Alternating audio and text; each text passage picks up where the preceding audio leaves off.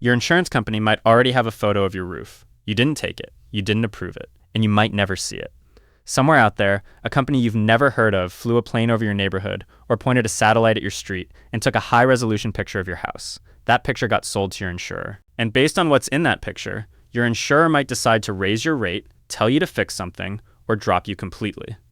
This isn't a conspiracy theory. It's already happening across the United States, right now, to regular homeowners who had no idea it was even possible. So what exactly can these images show? Why are insurance companies doing this? And if a photo you never saw ends up deciding the future of your coverage, do you have any way to fight back? Let's get into it. For most of the history of home insurance, if a company wanted to know what your house actually looked like, someone had to show up. An adjuster would drive out, walk around your yard, maybe climb up on a ladder to look at your roof, take a few photos, and write a report. It was slow. It was expensive for the insurance company. And it only happened once in a while, usually when you first signed up for a policy or after you filed a claim. That's changing fast. Today, a lot of insurers don't need to send anyone to your house at all. Instead, they buy access to aerial images that already exist, captured by drones, small planes, or satellites flying overhead. Some of these images come from companies that specialize in exactly this, flying over huge areas, capturing high-resolution photos, and then selling that data to insurance companies as a product. The insurer doesn't have to send a single person. They just pull up an image of your property on a screen. And here's the part that surprises most people.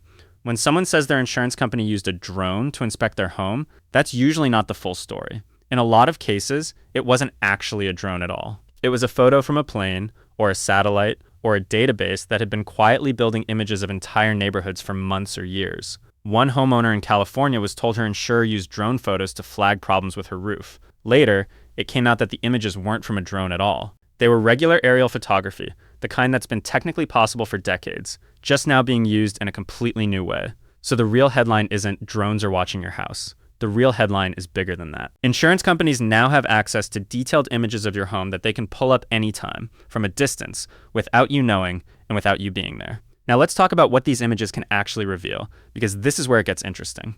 From the air, a clear, high-resolution photo can show a lot more than you'd think. It can show the condition of your roof, whether shingles are missing, cracked, or look worn down. It can show trees or branches hanging over your house. It can show a pool in your backyard that wasn't on file. It can show a trampoline. It can show debris piled up in your yard. It can show a shed or an addition you built without necessarily updating your policy. Basically, anything visible from directly above your property can end up in front of an underwriter deciding whether to keep insuring your home. Roofs get the most attention, and there's a good reason for that. Roof damage is one of the most common and most expensive things insurance companies pay out for. Wind damage, hail damage, general wear over time, all of that shows up on a roof before it shows up anywhere else. So if an insurer wants to guess which homes are the highest risk, the roof is the first place they look. An aerial photo lets them scan thousands of roofs without ever leaving the office. Once the insurer has that image, a few different things might happen. It could just get filed away with no action taken. It could trigger a request asking you to send in your own photos or documentation. It could lead to a requirement that you fix something, like trimming a tree or repairing a section of roof, within a certain amount of time. Or, in some cases, it can lead directly to a non-renewal, meaning your insurer decides not to offer you a new policy once your current one runs out. That last part is important, and it's worth being precise about it, because a lot of people mix up two very different things: cancellation and non-renewal. Cancellation is when an insurer ends your policy in the middle of its term, which is generally harder for them to do and usually requires a specific, serious reason. Non-renewal is different. That's when your policy simply isn't renewed once it reaches its natural end date. The rules, the required notice periods, and what an insurer is allowed to base that decision on all vary depending on which state you live in. But the bottom line is the same in every state. An aerial image, all by itself, can be part of the reason your coverage doesn't continue. Now here's where the story gets more complicated and more concerning than the technology exists. Regulators in more than one state have looked into complaints from homeowners who say the images used against them weren't accurate, or weren't recent, or were just plain wrong. In Pennsylvania, the state's insurance department actually stepped in and put out a warning to insurance companies. They said that, in some cases, the aerial images being used to justify canceling or not renewing a policy didn't actually show real roof damage. What looked like deterioration in the photo was sometimes just discoloration, or streaking, or some other cosmetic issue that had nothing to do with the roof's actual condition. The state told insurers, in plain terms, that a questionable image shouldn't automatically be treated as proof that a home is too risky to insure. If the picture looks bad, that's a starting point for more verification, not a final decision. California has raised similar concerns. The state's insurance commissioner has said the department has looked into complaints where outdated or inaccurate aerial images played a role in incorrect decisions about someone's coverage. Think about that for a second. An image taken who knows how long ago, showing conditions that may not even exist anymore, being used to make a decision about your insurance today. And this connects to a bigger question that researchers have actually studied directly.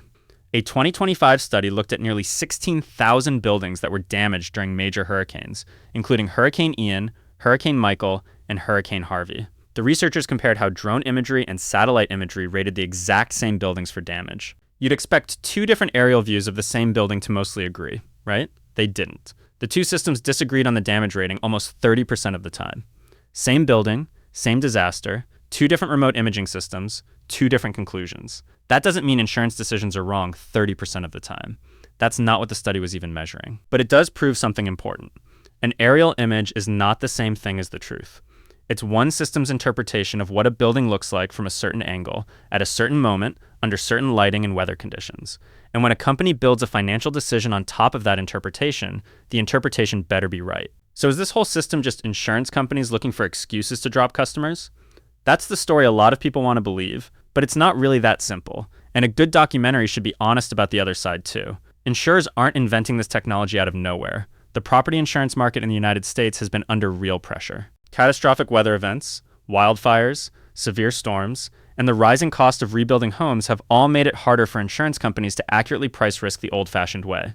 In some high-risk areas, insurers have actually pulled back completely, refusing new customers or leaving the state altogether, pushing homeowners into last resort insurance programs run by the state itself. Against that backdrop, insurers argue that aerial imagery actually helps them stay in the market longer, because it lets them price risk more precisely instead of guessing or avoiding entire regions altogether out of caution. There's also a surprising twist here that most people don't expect. When homeowners were actually surveyed about this, most of them weren't against the idea of aerial imagery. In a 2025 survey, about 9 out of every 10 people said they saw at least some benefit to insurers using aerial images. More than half thought it could actually lead to fairer pricing overall. People generally understand that faster, more accurate risk assessment could be a good thing, both for insurance companies and for honest homeowners who take care of their property. But here's the part of that same survey that really tells you what this issue is actually about. When people were asked what worried them most, privacy wasn't the top concern.